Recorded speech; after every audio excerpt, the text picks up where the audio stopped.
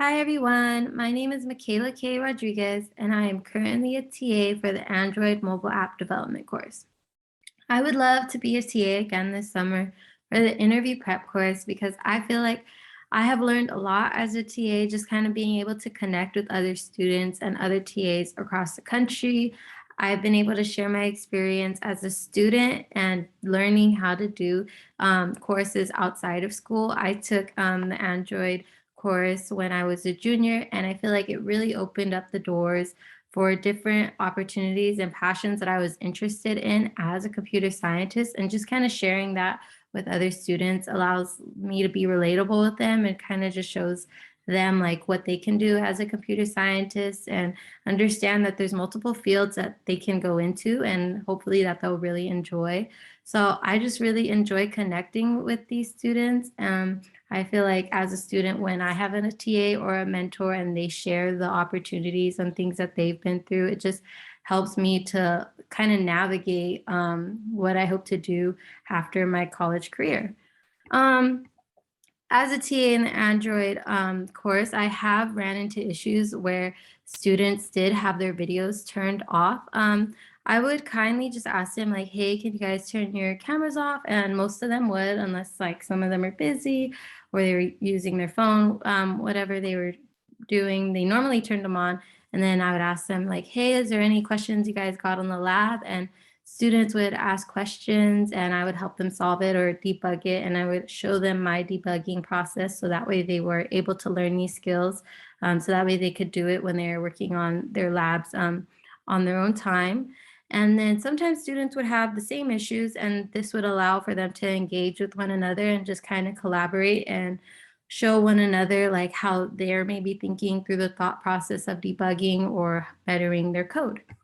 Um, if a student asked me a question and I didn't know the answer to it, I did run into an issue like this during the Android course. A student had a operating systems error and they showed me what was going on. I had them copy and paste their error into the chat.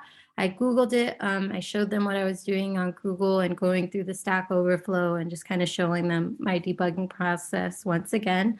After that, I helped the student get a new emulator, clean the project, rebuild the project, and go through their operating system settings. And I wasn't able to pinpoint this problem. I had worked on it for about 30 minutes and I didn't think I was going to get any further with it. So this allowed me to just reach out to the professor. Paulina was our professor. So on Slack, I just added Paulina and then the student who needed help and just said, hey, Paulina, I was trying to help this student with this error for about 30 minutes. I told her the steps that I did, cleaning the project, getting a new emulator, and what I thought what the issue was. And I was just able to reach out to her. I feel like as a TA, you just kind of have to learn to take a step back and just reach out to somebody who might know what the issue is. And this just kind of helps the student and also helps you not to get so frustrated with the issue because it could probably be a hard issue. You don't have to be too hard on yourself to know as a TA like exactly what's going on. It's all a learning process. So yeah, that's what I did when I didn't know that how to solve the problem. Um, what is the most important thing that I want students to get out of taking this course? I took a course very similar to this. It was called CTI Accelerate with Professor Satya Narayan at my school CSUMB, and they use umpire method as well. So I hope that students can kind of just learn to become more confident in their coding skills, learn how to communicate in a professional manner, and just really learn how to go into these interviews and just being confident. I feel like as a student, you can easily get intimidated by someone who is in the field and you want to work for them, obviously. So you just have to like kind of go through these interview processes all the time and you'll learn and you'll gain confidence. For myself, I've been through several interviews where I was super nervous. I was like stuttering just because it's like, oh, I had a call with Microsoft, like, oh, Microsoft. And I just completely bombed the interview. And I just kind of had to learn, like, it's okay. Like, it's like the first one.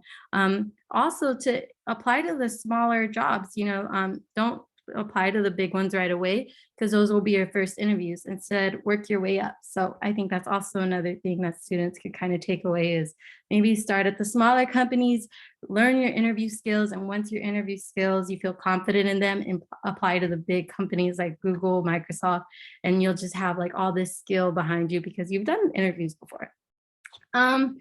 If I were to explain the umpire method to a student, say you were the student and I'm the TA, I would say that the umpire method is kind of just a way to break down the problem that you're solving into smaller steps. That way the problem doesn't look so intimidating.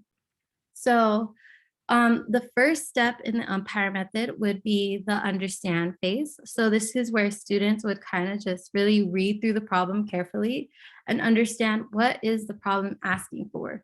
And during this step, to better understand it, what I would do during going through this method, I would write it down on pen and paper, and just kind of understand like, hey, this is, say it's a node one and you want to get rid of the last node, you kind of just write down like, okay, I have to connect this node to this node. And then if I delete this one, I have to like go around it and connect to the next one and reset it. So just kind of working through problems one by one, maybe start at a smaller array or a smaller problem and then work your way up to a bigger one. And then that way you're really able to understand what the problem is asking you to do.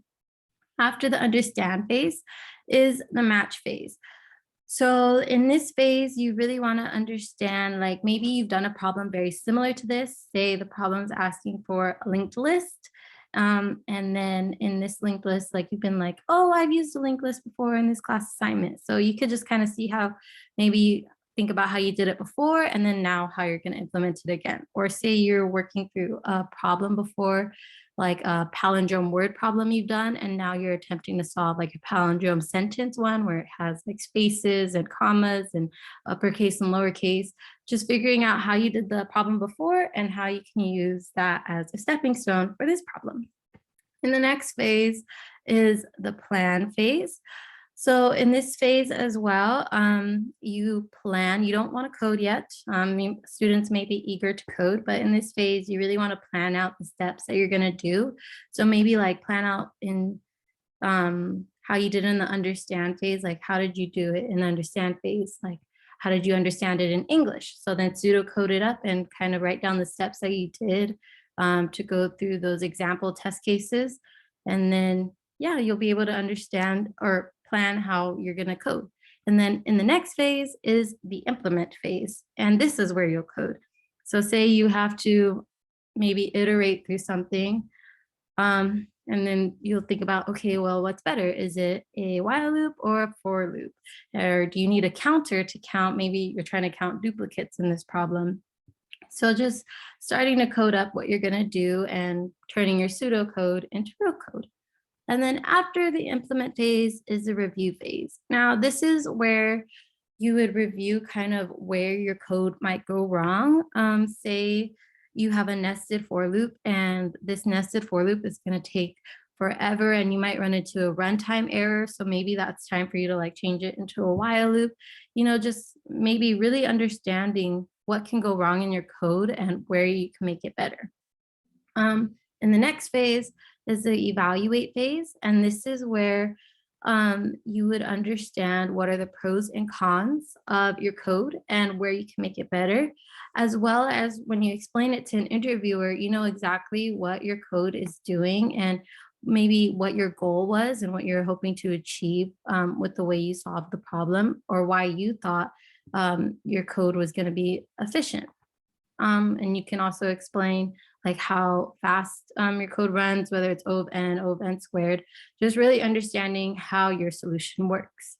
Personally, my favorite part in the umpire method is the review and evaluate phase. I feel like this is a phase where I really learned a lot as a student, how to better my problem solving skills. I'm still learning how to perfect or how to get better at my problem solving skills. So the review and evaluate phase are my favorite phases in the problem solving method. But yeah, that's how I would explain it to a student. I want to say thank you for this opportunity again, as well as this course. I would really enjoy being a TA for it because not only have I done something similar, I would also love to follow along with the students and kind of do the same like problem solving stuff. I'll be looking for internships or new grad positions. I will be graduating in May this year, and I have no job commitments as of right now. So yeah, this course will be have my full 100%. And yeah, I just want to say thank you again for the opportunity. My name is Michaela K. Rodriguez, and bye.